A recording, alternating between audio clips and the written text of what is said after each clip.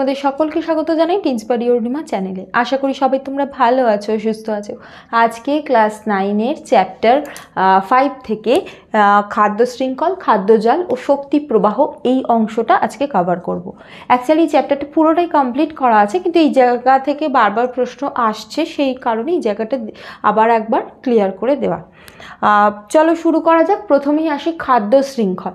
নামটাকে যদি আমরা ভাঙি, খাদ্য আর শৃঙ্খল, শৃঙ্খল মানে কি একটা লাইন বা চেন, তাহলে কি হচ্ছে খাদ্য মানে খাদ্য কি হচ্ছে একটা শৃঙ্খলের মধ্যে আছে। সেটা কি?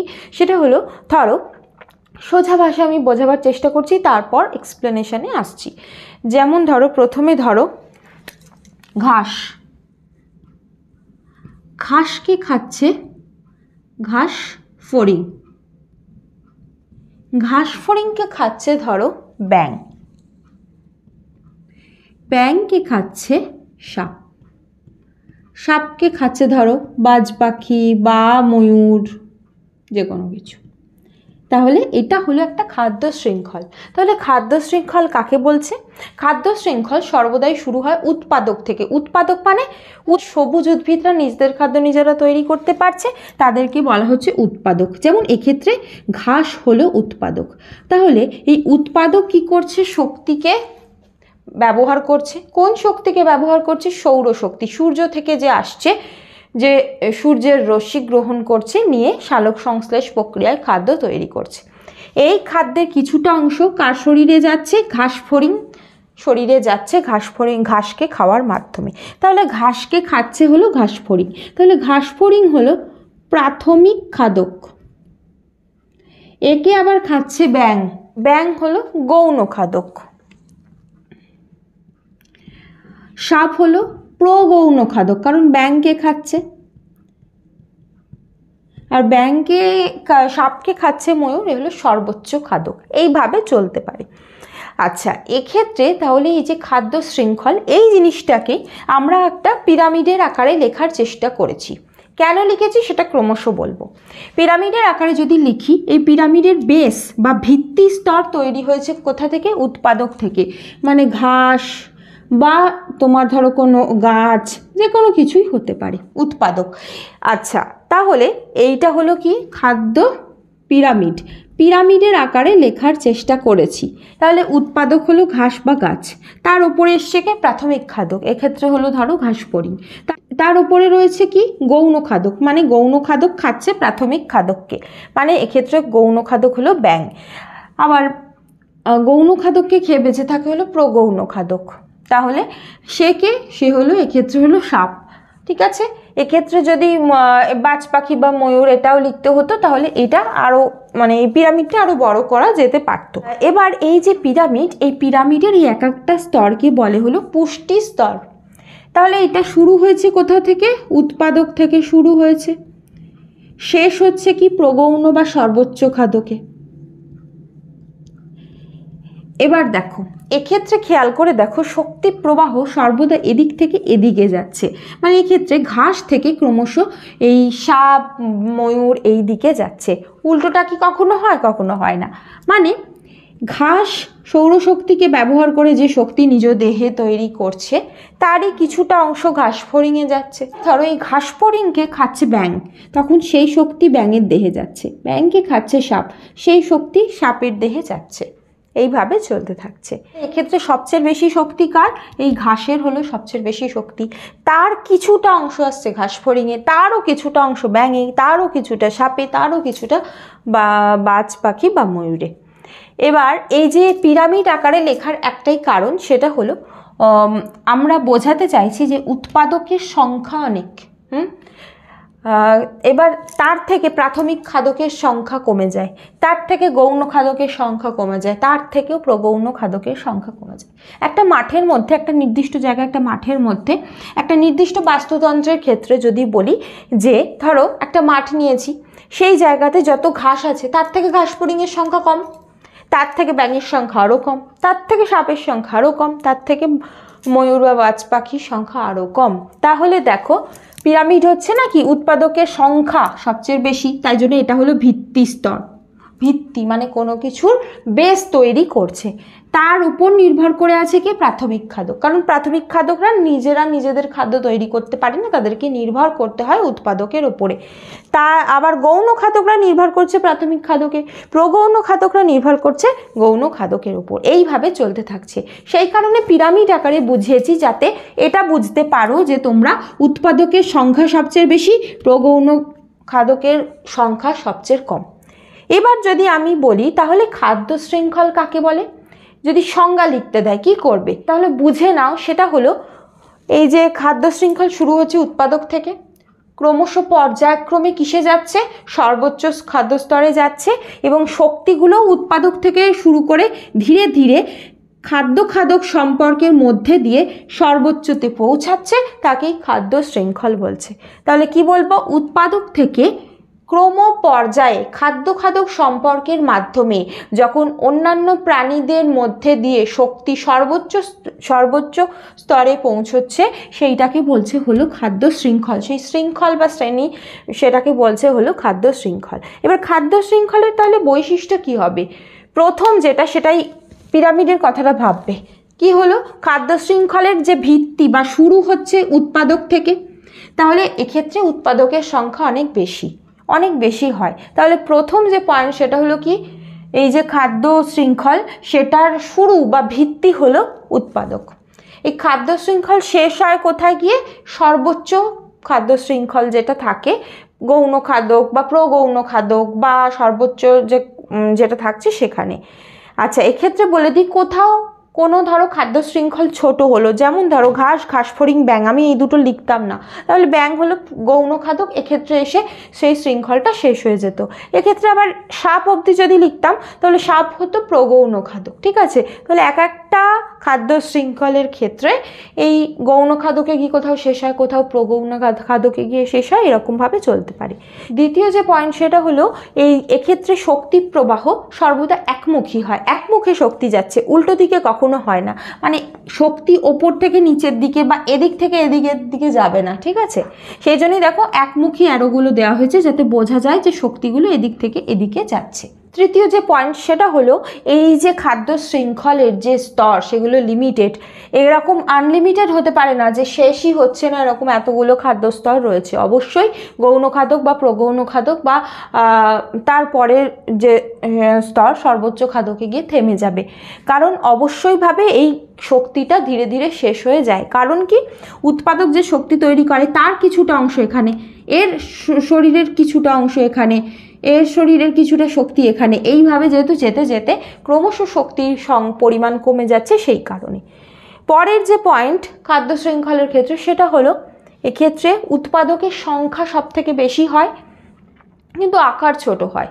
মানে এই পিরামিডের ক্ষেত্রে কি বললাম, উৎপাদকের সংখ্যা সবচেয়ে বেশি, প্রাথমিক খাদকের সংখ্যা কম, তার চেয়েও কম সংখ্যা, কিন্তু আকারের দিক দিয়ে দেখলে উৎপাদক যেটা ধরো ঘাস হতে পারে, গাছ হতে পারে, এইভাবে যদি দেখতে থাকি তার থেকে খাদক বা তার থেকে আকার ধীরে ধীরে বড় হতে থাকে। যেমন ধরো ঘাসের থেকে ঘাসফড়িং বড়, ঘাসফড়িংয়ের থেকে ব্যাঙ বড়, ব্যাঙের থেকে সাপ বড়, আকার ক্রমশ বড় হতে থাকছে। ঠিক আছে, আর নেক্সট যেটা সেটা হলো এই যে খাদ্য শৃঙ্খল, এর ভিতর দিয়ে শক্তি প্রবাহ কিছুটা জটিলভাবে হয়, কারণ ঘাস যতটা শক্তি নিজের দেহে তৈরি করছে ততটা শক্তি কিন্তু ঘাসফড়িংকে দেয় না, তাই তো? আবার ঘাসফড়িং তার শরীরে যতটা শক্তি খাদ্যের মাধ্যমে নিচ্ছে পুরোটাই ব্যাঙকে দেয় না।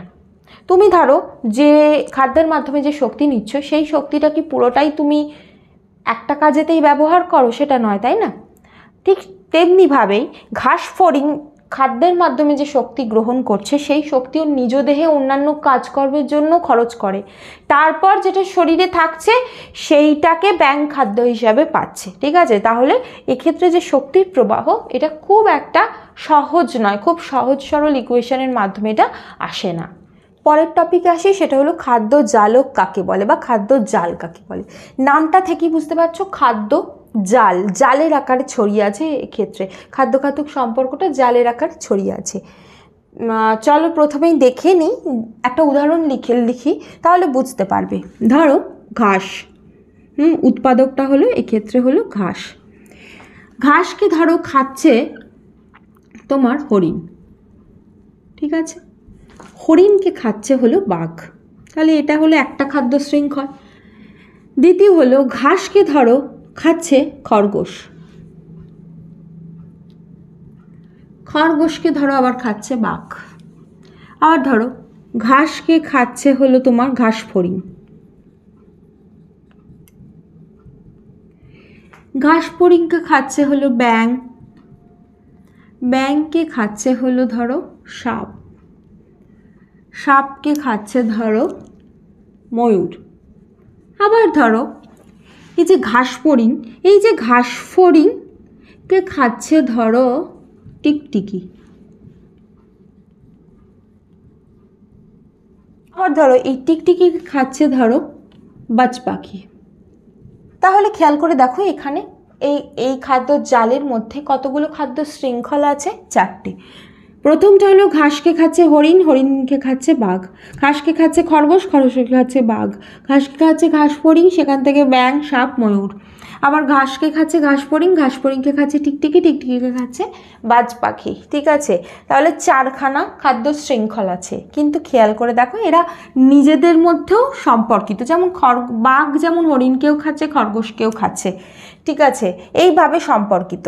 তাহলে কি হচ্ছে, খাদ্য জাল হলো এমন একটা স্তর যেখানে অনেকগুলো খাদ্য শৃঙ্খল একত্রে আসে এবং তারা নিজেদের মধ্যে আন্তর সম্পর্ক রয়েছে। ঠিক আছে, তাহলে এর আগে কি দেখলাম, খাদ্য শৃঙ্খল কি ছিল, খাদ্য খাদক সম্পর্কের মধ্যে দিয়ে উৎপাদক থেকে একদম ধরো বিভিন্ন প্রাণীর মধ্যে দিয়ে একটা শক্তির প্রবাহ দেখাচ্ছে। এক্ষেত্রে কি হয় যে এক্ষেত্রে অনেকগুলো খাদ্য শৃঙ্খলের মধ্যে দিয়ে উৎপাদক থেকে একমুখী একটা শক্তির প্রবাহ। এক্ষেত্রেও কিন্তু শক্তির প্রবাহ একমুখী। কিভাবে বুঝছো? দেখো ঘাসের শক্তি হরিণে, হরিণ থেকে বাঘে, এখান থেকে খরগোশে, খরগোশ থেকে বাঘে, ঘাস ফড়িং, ব্যাঙ, সাপ, ময়ূরে, ঘাস ফড়িং, সেখান থেকে টিকটিকি, বাজ পাখি। এইভাবে শক্তিগুলো কিন্তু একমুখী হচ্ছে প্রবাহ। কখনো কি এইভাবে হয় যে বাজ পাখিকে খাচ্ছে টিকটিকি, তাহলে বাজ পাখির শক্তি টিকটিকিতে এলো? সেটা নয়। তাহলে খাদ্য শৃঙ্খল আর খাদ্য জালে দুটোর ক্ষেত্রেই শক্তির প্রবাহ সর্বদাই একমুখী, একটা মুখে শক্তির প্রবাহ ঘটতে থাকে। ঠিক আছে, তাহলে এই খাদ্য জাল কি? আসলে জটিল খাদ্য শৃঙ্খলের রূপ। অনেকগুলো খাদ্য শৃঙ্খল একত্রিত হয়ে একটা জটিল আকার ধারণ করেছে, আন্তর সম্পর্কিত, সেগুলোকে বলছে হলো তোমার খাদ্য জাল। ঠিক, এর পরের যে পয়েন্ট সেটা হলো শক্তি প্রবাহ।